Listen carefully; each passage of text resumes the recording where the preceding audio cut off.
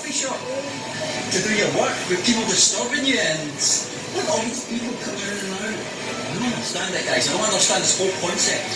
We're not welcomed into this country to judge the locals for doing very normal. And who are you to say that they should just stay at their houses, their condos, or their hotel rooms? First of all, not anyone can stay in hotel rooms. Not anyone has a work-conducive home or condo.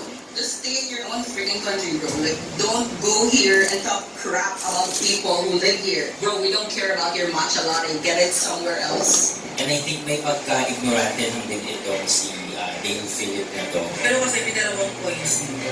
Yung unang point is, yung mga tao na they feel more productive whenever nasa cafe sila. Totoo, kasi paano nga naman talaga makakapag-aral ng matino, ng malala, ng maayos, or ng seryoso kung nasa public places ka? Kaya feeling ko yung mga taong nag-aaral-aral sa mga ganyan, nag-review is parang may ka-hipokritahan. Ang gawa no?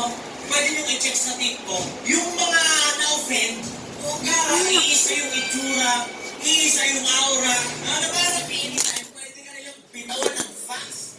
Joke lang, sinigang. Hindi, pero real talk, kahit ako nung una, akala ko, required na may